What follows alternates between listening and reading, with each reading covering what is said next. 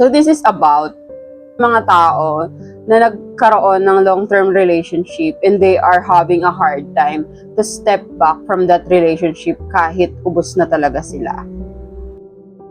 Hi, this is JB. Pagod agad. And pasensya na kayo sa aking patulog ng face. Ayoko na magpulbo. Kaya, let's do it raw. So, ayun. Tinatamad talaga akong gawin tong content na to. Pero kasi, it's been a month. Isang buwan na tong nagsusumiksik sa kaluluwa ko. And I think I am really being called to speak about it. Kasi, nung February, I really received yung pinost kong meme na ginagawa na akong relationship counselor ng mga tao. Tapos parang paulit-ulit yung mga sinasabi nila, pare-pareho.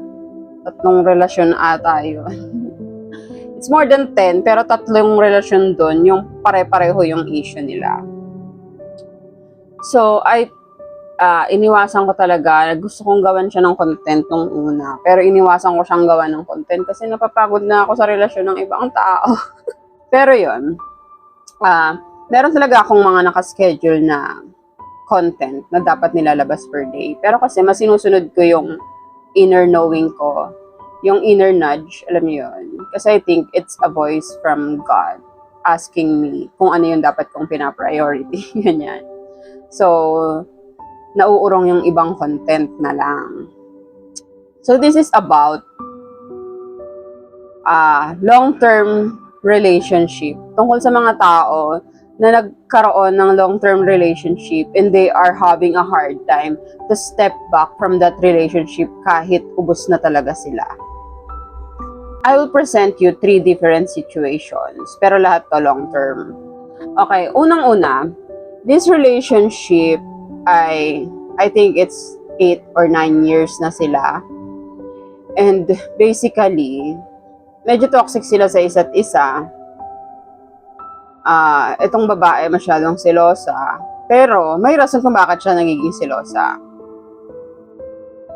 May cheating issue yung yung jowa niya.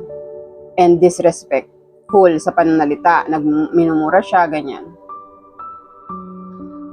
But they keep on getting back together.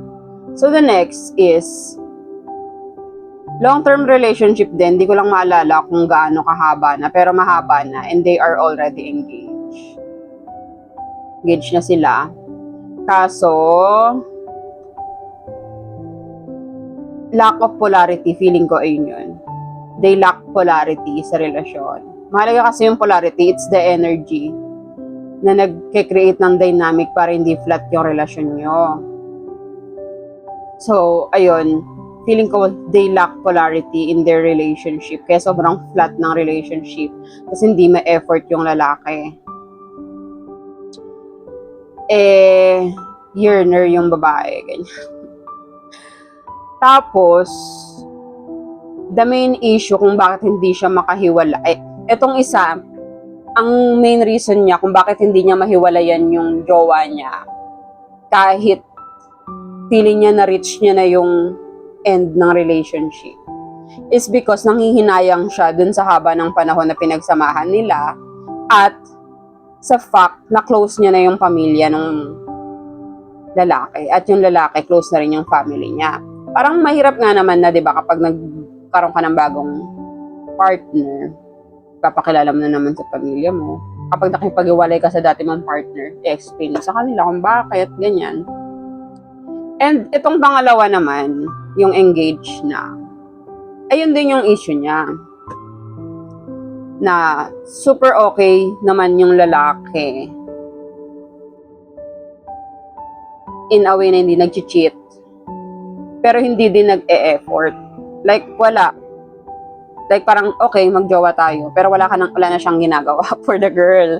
Yung babae na lang lagi nagpaplano, yung babae na lang lagi lahat. Pero, the problem is, nagkakaroon na ng feelings yung babae sa ibang lalaki. Pero hindi niya mahiwalayan yung lalaki kasi people pleasing. Naaawa siya dun sa lalaki.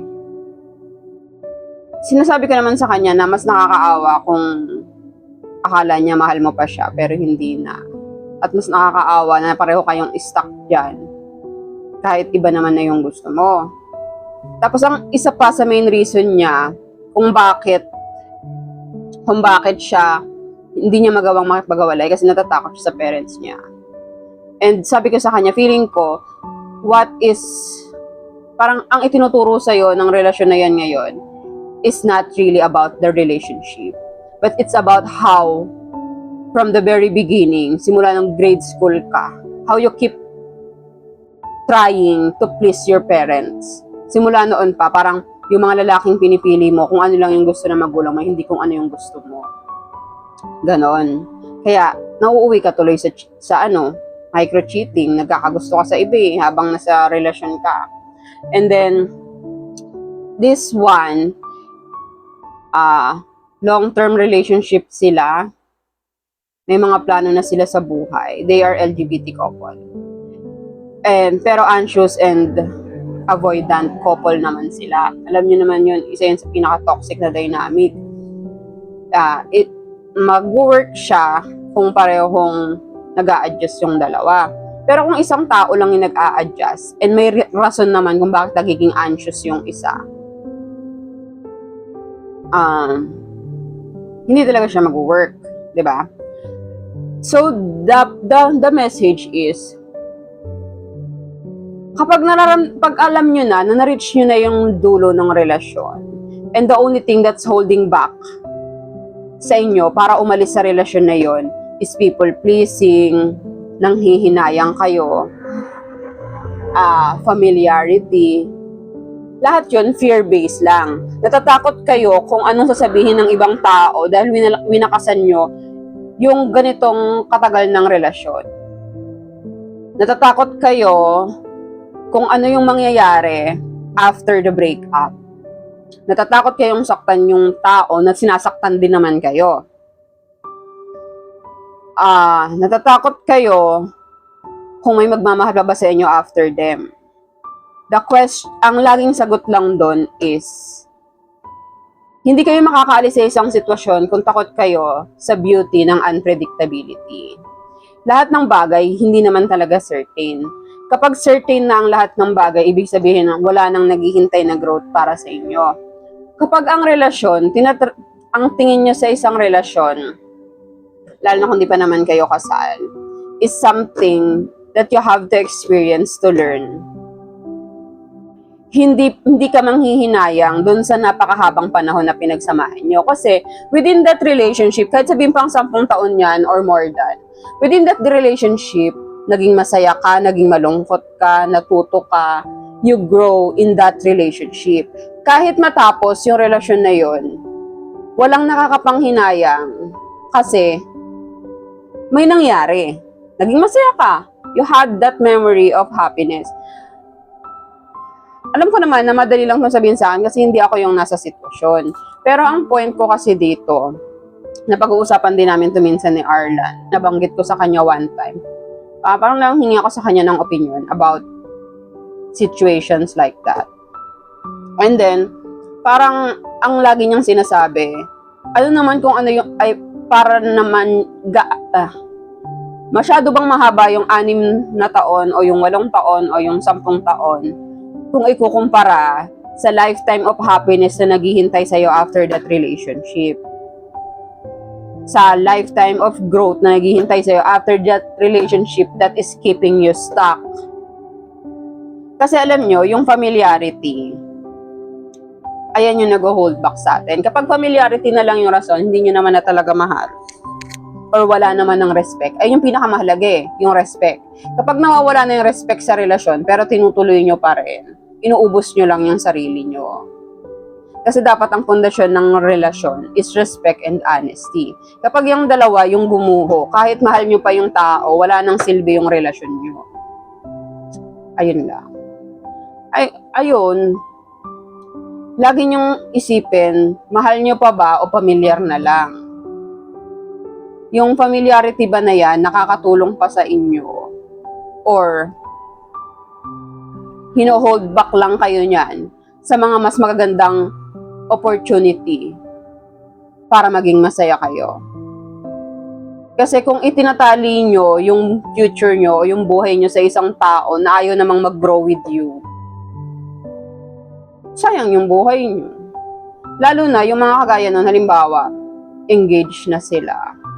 Kung hindi niya pa ikakat yung relationship na yun, kahit nagma-micro-cheating na siya, at kung hindi niya pa ikakat yung relationship na yun, kahit hindi naman talaga siya masaya dun sa taong yun, anong mangyayari after the marriage? Hindi mo lang sisirain yung buhay mo dahil hindi ka makapagdesisyon. Sisirain mo din yung buhay ng taong idadrag mo dun sa relasyon na yon or sa marriage na yon. At sisirain mo lang din yung sense of worth at buhay ng mga magiging anak nyo. Ganon kasi yun. And yung iba, lalo na sa mga kaedad na natin, di ba? You are being pressured by the society to settle down na. Kaya kapag nasa isang relasyon kayo, na long-term relationship, tapos stuck talaga yung relasyon na yan, wala nang kahit anong magagawa, inilaban nyo na, yun dapat yung inilaban. Pero dahil lang nape-pressure kayo sa society na dapat kasal na kayo at this moment kasi ilang taon na kayo, kung pressure lang from other people, yung rason para magpakasal kayo, huwag nyo yung itutuloy. Lalo na nasa Pilipinas kayo, walang second chance sa Pilipinas. Kahit sabihin na nauso naman na rin yung mga kinasal tas naghiwalay tas nagkaroon ng ibang asawa, iba pa rin kasi yung dating nun. Lalo na kung babae ka, iba kasi yung tingin ng lipunan sa mga babae kapag galing ka sa broken marriage tas nag-asawa ka ulit. Tas syempre hindi kayo ikakasal kasi nasa Pilipinas kayo. Alam niyo yun? Iba yung impact niya kumpara sa impact ng lalaki. Hindi emotionally kasi syempre pareho lang naman yun emotionally. Pero socially, kung paano ka tatanggapin ulit ng lipunan with another man sa pagbabagong buhay mo, sa pagsisimula mo ng bago, iba yun. Kaya sobrang laki ng isusugal kapag babae ka tapos susugal ka sa kasal. Kasi hindi lang siya emotional, hindi lang siya financial, hindi lang siya physical, pati yung social being mo, yung pagiging social being mo, apektado yon. Kasi alam nyo naman kung gaano ini-slut shame yung mga babae. Hindi siya kasing bigat ng gravity kapag yung lalaki yon. Though, hindi ko kinukumpara yung sa emotional gravity kasi pareho lang naman yun, pareho lang silang nasaktan, pareho lang silang nahirapan. Ayun, it's not about i-blame ko ba yung ex ko or yung supposed to be ex ko.